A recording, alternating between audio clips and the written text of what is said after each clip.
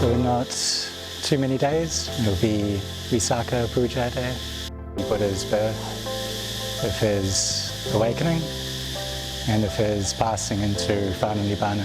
So as Buddhists, these are all obviously very important days for us, and for Buddhists everywhere, all over the world, no matter who we are, no matter where we're from.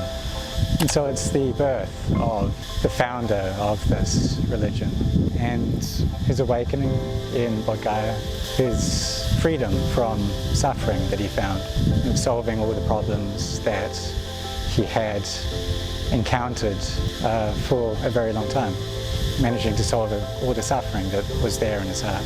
And so these are problems that all of us have as well. These are kind of common things for all people, to experience suffering, to experience various forms of discomfort, of discontent, feeling disappointed, feeling upset, depressed, or just very mild feelings of discontent. These are things that all of us experience. And so before his awakening, the Buddha, he saw that.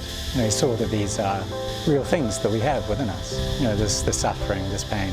It's something that none of us wish to have, and yet something that we do have. So that's really kind of the main issue of our lives and of everyone's life, is that search for solving of the difficulties that we have, the pain that we experience.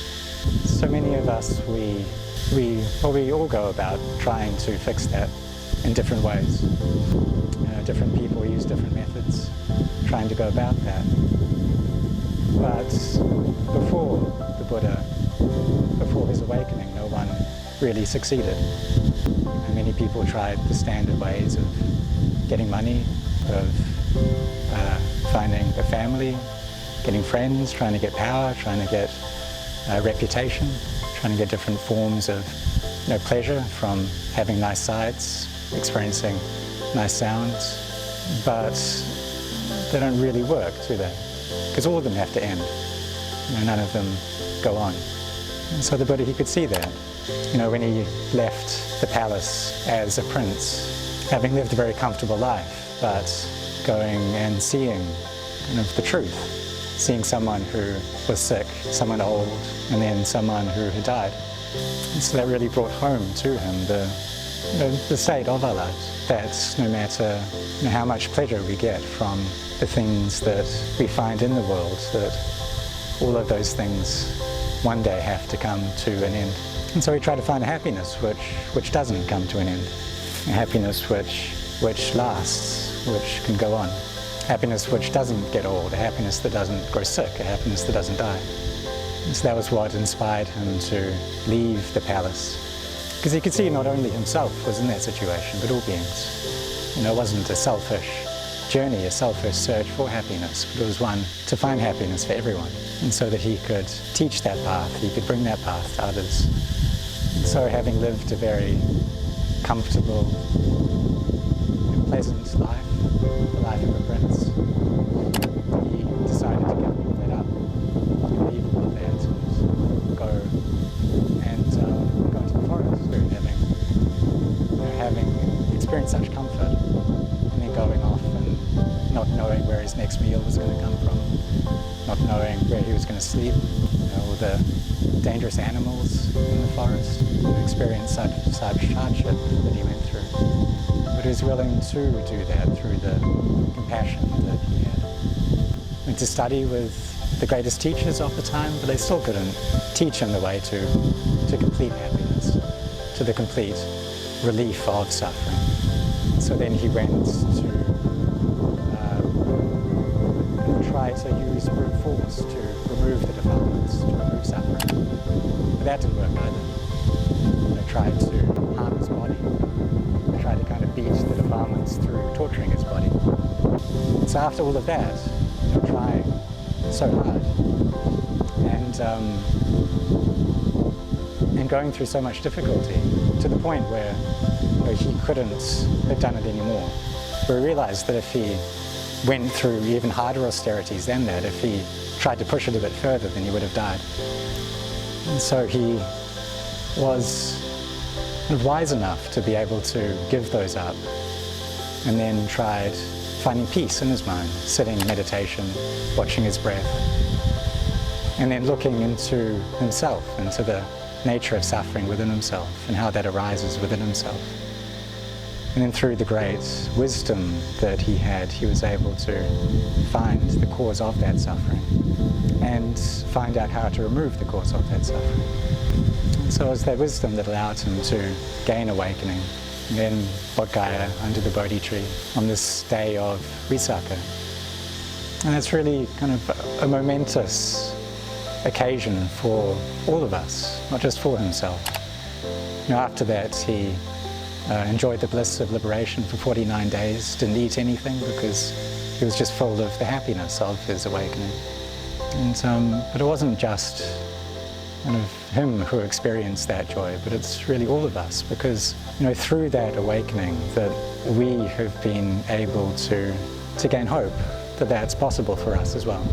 To gain hope that it's not just a temporary minor relief of the difficulties of the dukkha, the pain, the suffering that we experience, that we're able to gain, but we can gain a complete relief of that.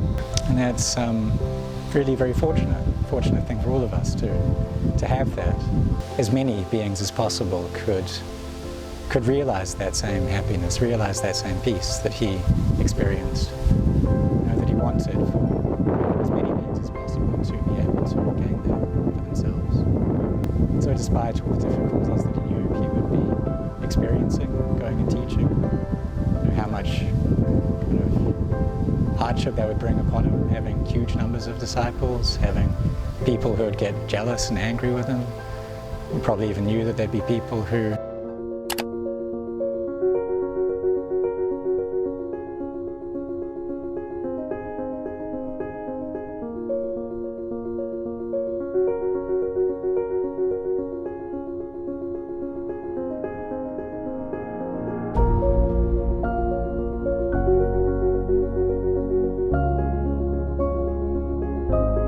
would try to even murder him.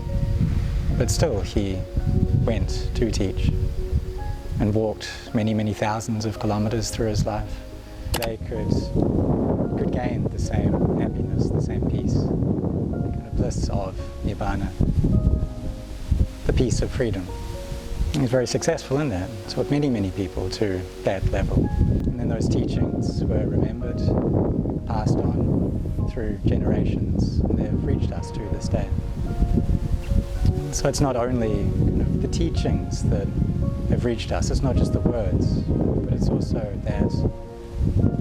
that kind of heart of awakening, that ability for people to awaken.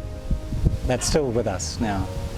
And we still have beings who have awakened to the Dhamma. We're very fortunate in that. They too can stand as a reminder to us of what we're all capable of, what we can all reach. And so having the fortune to receive these teachings, and it is a great fortune, these are very hard things to find. It may be a bit difficult to see that, maybe for people who have been Buddhists for their entire life, who were born in a Buddhist country and have been Buddhists ever since they were born.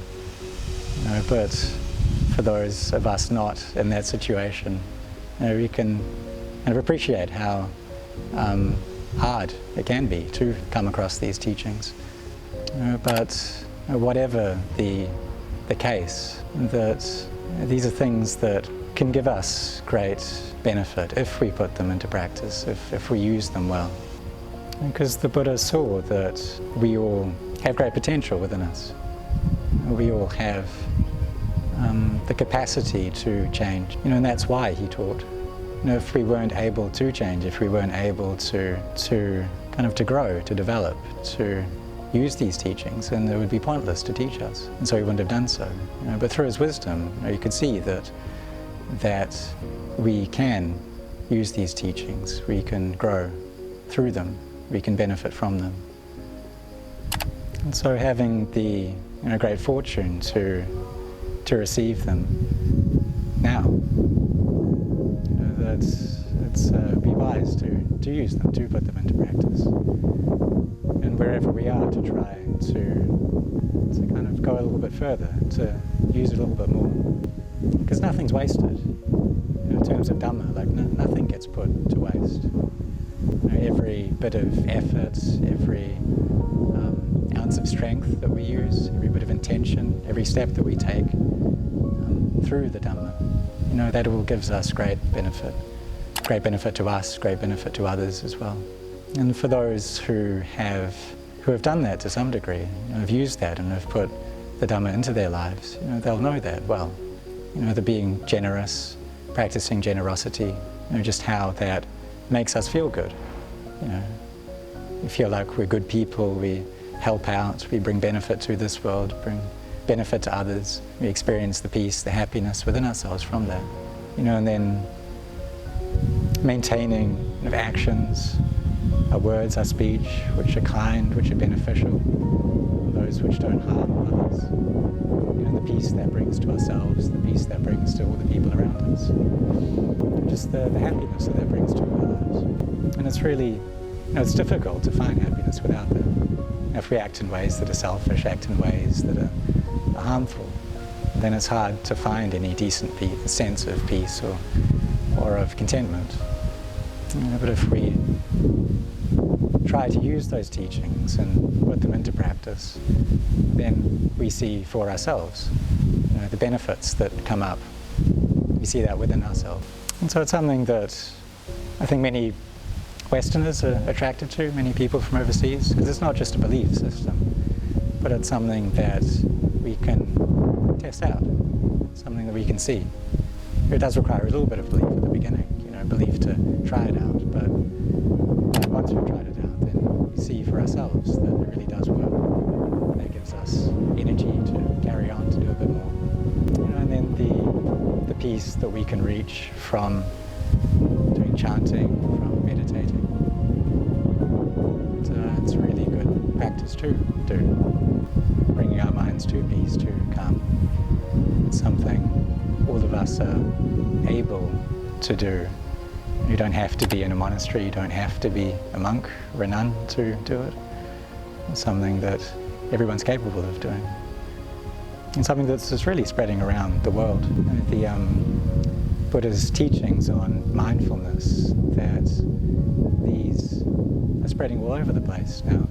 And so they're being taught at, say, hospitals for doctors and patients in, say, Germany, being taught to primary school students in England, to university students in South Africa, and to even soldiers in the United States. So these practices of mindfulness, they're spreading all over. And people don't realize, for the most part, that they came from the Buddha. And they're not Buddhists who are practicing, but they're benefiting from these teachings nonetheless. And so that's the kind of another form of the great compassion from the Buddha, that his teachings, that they can benefit anyone, of any nationality, any gender, any age, even any religion. And he didn't require people to praise him before they could benefit from his teachings, that he just wanted to help and help whoever he could. And so during his life he didn't discriminate between anyone, even though that was quite common at his time for there to be this class system and to hold to that quite tightly. But he didn't give any importance to that when he taught. He taught whoever he could help, and that's really what he devoted himself to. And so if we try to live our lives in that way, just a bit, then that gives great benefit. Spend a bit of time each day trying to seek out what it was that the Buddha found, trying to seek that happiness within ourselves, trying to find that sense of peace within ourselves. Just a bit gives us a lot, can go a long way. Really, as Buddhists, so this is something that all of us should be striving to do, and should be trying to understand what it is that the Buddha taught, should be trying to put that into our lives and trying to kind of allow that to affect our lives and change our lives. Because, as I said, there's nothing that's wasted. That it only gives benefit to us, it only gives happiness, it only gives peace to us and to others. So if we can all do that, then obviously the world would be a very nice place. But all of us can try to just do our own part. As to what others do, that's up to them. But we can decide to bring about peace within our own lives. And so this day of Visakha coming up recollects the birth, the awakening, the passing into final nirvana. And we do that with gratitude, with faith in our hearts, and recollects the goodness that the Buddha gave to us. So we all last Buddhists and pay homage to along this day.